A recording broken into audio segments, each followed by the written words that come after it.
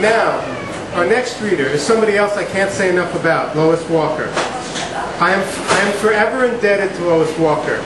She was one of the stalwarts of a workshop out on Long Island run by the Long Island Poetry Collective. Lois is one of the people who taught me how to read and edit poetry, a skill we all know needs to be picked up and needs to be taught.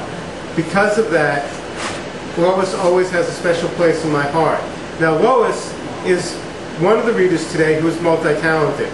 She is not only a poet, she is a visual artist and very generous with her art. To hear for yourself now that we've held you in suspense long enough. Lois, you want to come on up?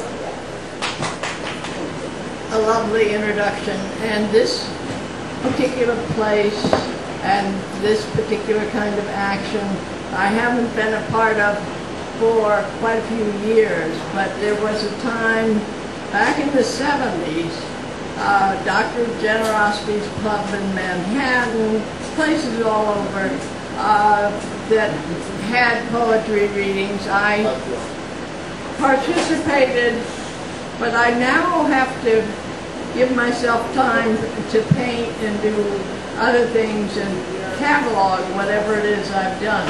I consequently just brought out this book, Pandora's Box, myself, and I had to quit the Long Island Poetry Collective in order to give myself time to do it.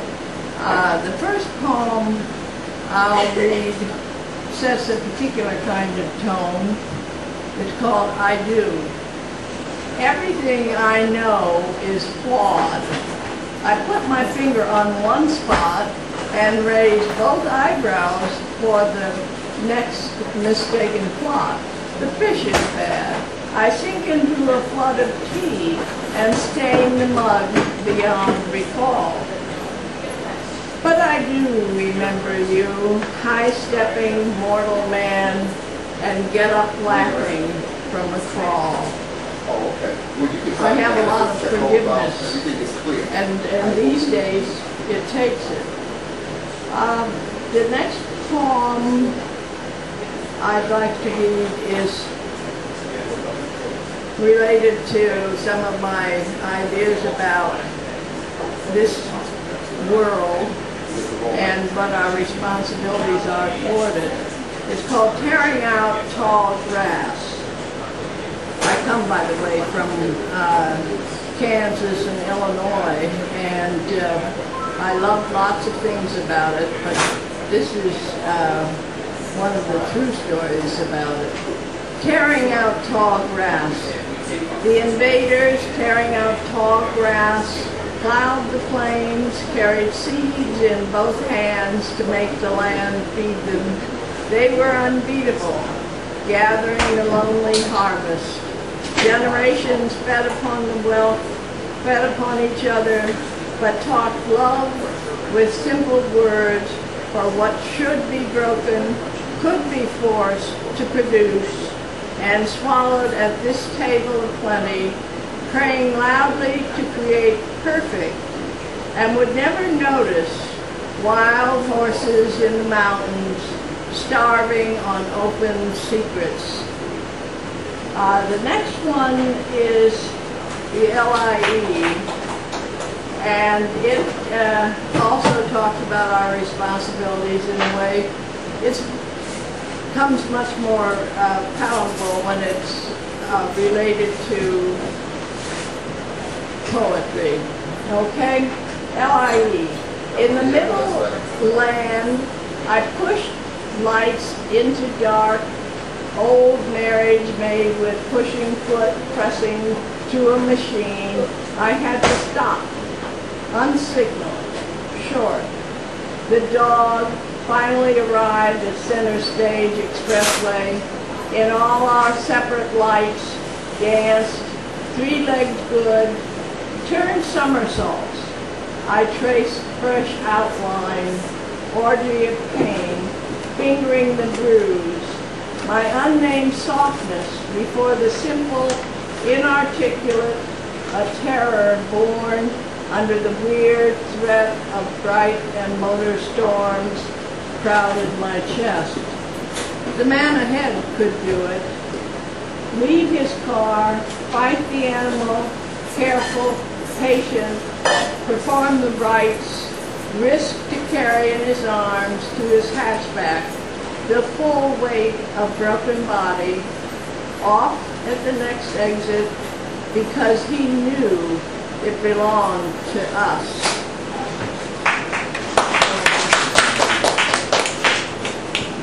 All right, and this one is one that relates to war. It relates to a war that seems not to carry with it the onus of most of the ones after it. The war came to Illinois. The war crawled all over us in the spring of 1942. It got into the family apartment above my mother's shop. It devoured the newspapers in huge, irregular chunks. It sprayed a heavy voice around the local theater, where distant gray boats exploded at sea, and rivermen kept marching to point at Hitler on his balcony. It swallowed up familiar male faces my friend and I had admired downtown on Saturday nights. It covered unknown men at a nearby army base with khaki, men who would come around looking for fun, who might meet girls, we were told, even 12-year-olds like us, men like the private first class who followed us one time until we stopped in front of my place, who motioned us to join him around the corner where it was dark, who watched and waited while we started to giggle but froze instead, who stayed put and motioned again, half man, half shadow, in and out of light, until a couple came to break the spell, and we ran for the front door without looking back. The war crawled all over us in the spring of 1942. It chewed the edges of everything green, and that was just the beginning.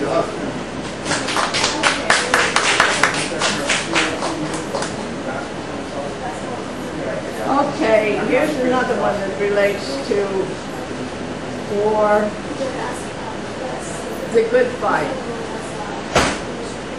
I carried my chair to the barricades in a panic about tomorrow. All I could see was the wall growing up in front of me. All I could hear was anger blowing slogans in the air. All I shall recall are dead men showing the right way to fall.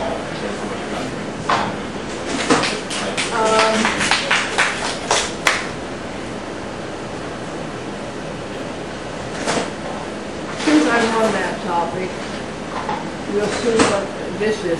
I don't write many prose poems, but this is a prose poem.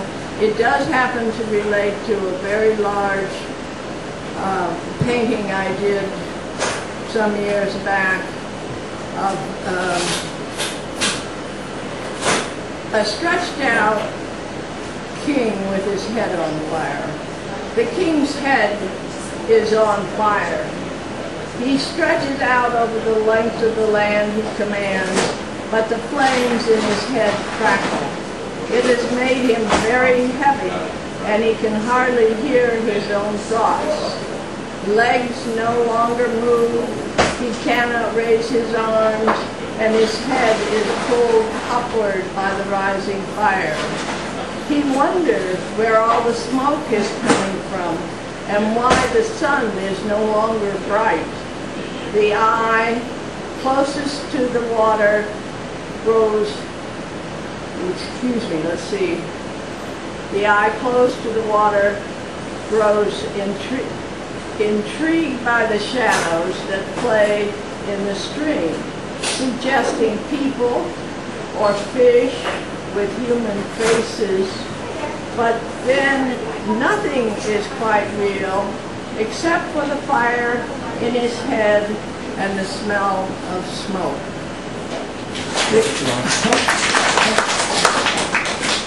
I think that there are a couple of others that might be of interest. Not too many. Oh, here's one that is sort of personal and off the subject of war. It's part of the rebel in me, and I've never looked like a rebel or looked as if I were angry. I did my thing that way, but the rebel is still there. Salem Witch. The ribbon I wear is red. I can't remember why I like it, but when I am alone and empty, it is a stream of blood, disembodied, heating, waving in the wind, alive with pulling that takes me gently toward a song. I recognize my quiet ties with life, but it is fire I wrap around me, being tired of winter, walking the paths of Salem, a challenge on folds of gray. This world can be a little boring. Let's see, there's one more. Okay, this is the last one. I guess I better do one that's a little more substantial. Okay, here it is. If and when. If I sit in a bedroom of the house where I was born, and the walls begin to peel themselves of layer after paper layer, until the baby flesh shows red, I am a witness to my own birthing. If I watch the soft purple rug that covers an empty living room with flipped plush, I am witness to the depth of simple dreams untasted. If I walk in the street and the trees fall down in front of me without a wrenching sound, I am witness to my singular deafness. If I carry unlighted candles into night, asking all the stars to visit us with tiny fires, I am a witness to the turn of overwhelming darkness. If I arrive at the theater of the absurd, and no one can perform the play, I am a witness to the end of nothing. Cartoons, not real monkeys, see no evil, hear no evil, speak no evil. When I look, I see. When I listen, I hear. If I breathe, I speak. Thank you.